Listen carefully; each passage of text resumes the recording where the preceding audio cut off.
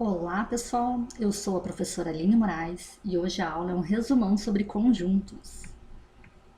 Então, começando pela simbologia, as mais importantes, as mais usadas, é a de relacionar elementos e conjuntos, que é esse símbolo de pertence e não pertence, é um E virado, o pertence e o não pertence, um E virado com um traço em cima. Aqui a gente tem um exemplo. Sejam os conjuntos A, C e D. Eu quero saber se o 4 pertence ou não pertence ao conjunto A. Então, é para preencher ali com pertence e não pertence. Tem 4 no conjunto A? Não, né? Pelo que a gente está vendo aqui no conjunto A não tem o 4. Então, não pertence. 3 pertence ao conjunto A? Tem 3 aqui? Tem. Então, eu uso o símbolo de pertence. 5 pertence ao conjunto C? Sim, né, gente? Ó, aqui eu tenho 1, 2, 3 reticências, que quer dizer que continua 4, 5, 6, 7, 8, 17, 18, 19 e 20. Então, esse conjunto, ele é do 1 ao 20, de 1 em 1, tá? 1, 2, 3. Então, o 5 está aqui no meio, né? Está ali nas reticências. Então, 5 pertence ao C. O 30 pertence ao C? Não, né? O conjunto C só vai até o número 20. Então, o 30 não pertence ao conjunto C. 15 pertence ao conjunto D. Notem que o conjunto D é 0, 10, 20, 30. Então, a gente está vendo aqui uma sequência de 10 em 10. Né? Então, começou no 0, pulou 10 números. Né? Daí 10, 20, 30. Então, tá de 10 em 10. O próximo número aqui seria 40, 50, 60, né? Reticências, ou seja, infinito. Quando a reticência está no final do meu conjunto, quer dizer que segue por toda a vida, né? Infinito. Então, o 15 pertence a esse conjunto aqui? Não, né? Do 10 vai para o 20, o 15 não está aqui, não pertence. E o 60? 60 pertence, porque ele é de 10 em 10. Então, aqui continua 40, 50, 60. E o 95 pertence ao conjunto D? Não. É só os números que terminam em 0, né? 10, 20, 30, 40, 50, 60. O 100 pertence, o 90 pertence, mas o 95 não pertence. Outra simbologia utilizada em conjuntos é para relacionar conjuntos com conjuntos, que é essa daqui, contido e não está contido, que é um C virado e cortado. Então, aqui a gente tem um exemplo. Complete com contido ou não está contido. 1 e 5 está contido, né? Ou não está contido em 1, 3 e 5 nesse outro conjunto aqui. Está contido, né? Em 1, 5 está contido ali. A e B está conjunto no ADC? Está contido no ADC? Não, né? Tá faltando o B aqui nesse conjunto ADC. Não tem o B, então não está contido. ABC está contido em ABCD? Sim, está contido. Todos os elementos desse primeiro conjunto aparecem no segundo conjunto. Os elementos desse primeiro conjunto aqui, 4, 5, 6, aparecem todos nesse segundo conjunto aqui maior, 4, 3, 5, 8. Não, né? Tá faltando 6, então não está contido. Símbolos das operações. Eu tenho um outro vídeo nesse canal aqui sobre operações com conjuntos, tá? Então é bom vocês darem uma olhadinha, já vou deixar aqui na descrição desse vídeo. Para relacionar conjuntos, os mais utilizados são união, que é somar os dois, unir os dois, como o próprio nome já diz. Interseção ou intersecção, que é ver o que eles têm em comum, o que tem em um conjunto que também tem no outro, e diferença de conjuntos, que é o que tem no primeiro conjunto que não tem no segundo conjunto. Então, aqui eu tenho um exemplo. Dados os conjuntos A, B e C, eu tenho que fazer essa operação aqui.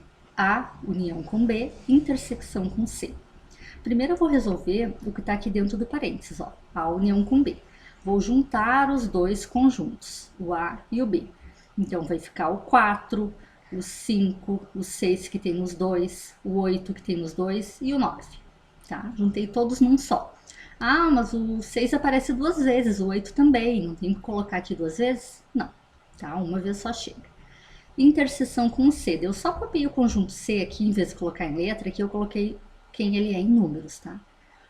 Agora eu vou ter que fazer a interseção, ou seja, ver o que eles têm em comum. Quais os números que tem num conjunto e tem no outro também. Então, esses números são o 5 e 6, né? Outro exemplo, agora com diferença.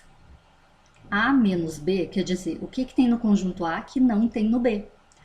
Então, no A aqui eu tenho 5, que não tem no B, e o 9. União, só copiei aqui, e agora eu vou fazer A menos C, ou seja, o que tem no conjunto A que não tem no conjunto C. No A aqui eu tenho o 8 e o 9, que não tem no C. Agora eu vou unir os dois, ou seja, copiar todos os elementos dos dois, sem repeti-los, os iguais. Então, vai ficar 5, 8 e 9, certo? Aqui eu tenho os conjuntos numéricos, né? Então, depois de trabalhar com conjuntos, a gente entra na parte dos conjuntos de números, né? Que eu tenho os reais, naturais, inteiros, racionais, irracionais e os complexos, que geralmente é trabalhado no terceiro ano do ensino médio. Então, esse daqui a gente vai ver mais lá pra frente, né? Em outro vídeo eu explico para vocês. Raiz quadrada de um número negativo são os complexos. Os reais são todos os números, todos esses aqui, os naturais, inteiros, racionais e irracionais. Os números naturais são aqueles positivos à direita do zero. 0, 1, 2, 3, 4, 5, 6, 7, 8, 9, 10, infinito.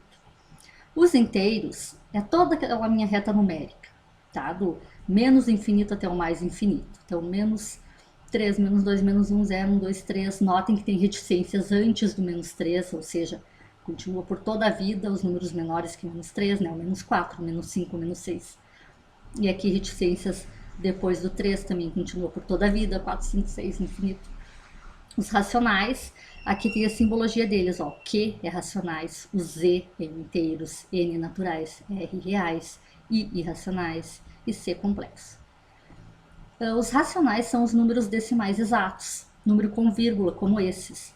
0,5, 1,2, as frações, menos 1 meio, 5 meios, dízima periódica, 0,99999. Dízima periódica é aquele número que depois da vírgula se repete. Por exemplo, 0,54, 54, 54, 54 é uma dízima periódica. Números mistos, 5, 3 meios, é um número inteiro com uma fração do lado, né? São todos racionais. Os números irracionais, eu digo que são aqueles números loucos, que depois da vírgula tem números diferentes, que não se repetem, como as dízimas. Então aqui, ó, exemplo, 1,23455. Raiz de 2, que é 1,41, 42, número louco, que depois da vírgula não se repete. Aqui a gente tem a simbologia de quem está dentro de quem está contido em quem. Então, os números naturais está contido nos números inteiros, né? Os números naturais, os números racionais contêm os números inteiros e os números naturais. Os números reais são todos esses, mais os irracionais. E aí a gente tem também os números complexos, que a gente vai estudar mais para frente. Aqui eu trouxe um exemplo. Eu quero saber associar cada número das fichas a um ponto que foi nomeado na reta real. Então, eu quero saber quem que é a letra A, B, C, D, E, F e G que aparece aqui nessa reta. O A, eu vejo que está entre o menos 4 e o menos 3, ou seja, ele é um número negativo. E aqui eu tenho esses dois números negativos. Menos 1,5 está entre o menos 2 e menos 1. Né? Então, não é esse o A. O A é provavelmente essa fração. Aí eu penso assim, 16 dividido por 4 dá 4. Então, 15 dividido por 4 provavelmente vai dar 3, alguma coisa, né? Então, está compreendido entre o menos 3 e o menos 4, o menos 15 quartos, que é essa fração aqui. O B é o outro número negativo que aparece aqui, ó, que está entre o menos 1 e o menos 2, menos 1,5. O C está entre o 0 e o 1. Qual desses números aqui estão entre o 0 e o 1? O 0,3333. Esse risquinho aqui em cima do 3 quer dizer que é uma dízima periódica, que o 3 fica se repetindo infinitamente, tá? Aqui eu não consegui fazer o risquinho da mesma cor, mas tá valendo. O D. Opa, coloquei ali já a resposta. O D está entre 1 e 2. Aí, o 4 não está entre 1 e 2. O π eu sei que é 3,14, tá? O pi já é uma convenção, já foi convencionado que é 3,14. Outro vídeo eu explico por quê. Raiz de 5, se eu colocar na calculadora, vai dar 2, alguma coisa. Raiz de 2, se eu colocar na calculadora, vai dar o 1, alguma coisa, tá? Então, o D tá aqui. Raiz de 5 é o E, porque é 2, alguma coisa, como eu já falei, só colocar lá na calculadora. Outro dia eu explico direito, quem não pode usar calculadora, está participando do Enem, do vestibular, como é que vai saber onde está a raiz de 5? Ainda hoje eu explico, no próximo exercício. O F está compreendido entre o 3 e o 4, eu já falei que o π vale 3,14, né? E o G é o único que sobrou ali, está bem em cima do número 4. Agora, outro exemplo. Considere o conjunto A igual x pertence aos reais, tal que o x é maior ou igual a raiz quadrada de menos raiz quadrada de 7 e x é menor ou igual a raiz quadrada de 7. Então, o x está compreendido entre menos raiz de 7 e mais raiz de 7. Quantos elementos de A são naturais, inteiros, racionais e irracionais? Então, eu vou desenhar aqui uma reta para explicar para vocês, tá? Onde estaria a raiz quadrada de 7? Ela está compreendida entre quais números? Então, eu vou pensar assim. Se eu não posso usar calculadora, eu vou pensar qual o número menor que 7 que tem raiz quadrada exata.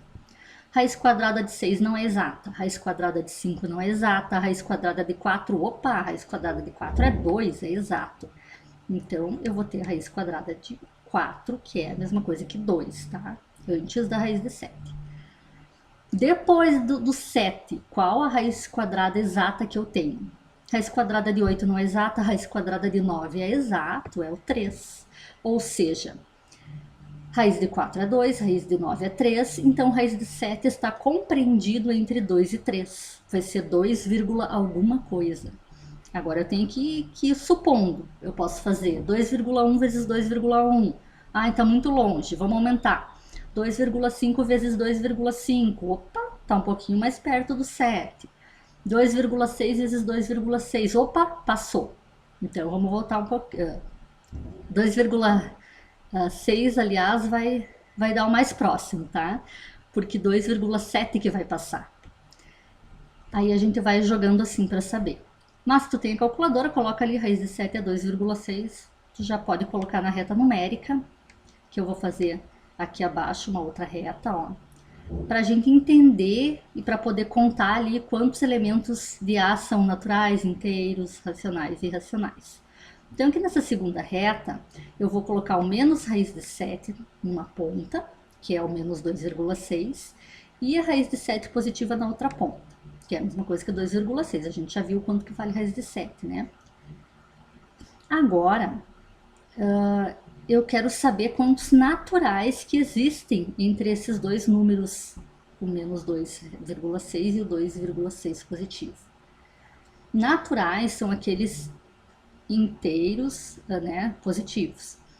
0, 1, 2, 3, opa, o 3 já não faz mais parte, o 3 já passou do 2,6. Então, 0, 1 e 2, que são 3 números naturais, então existe neste intervalo. Outra pergunta, B. Inteiros.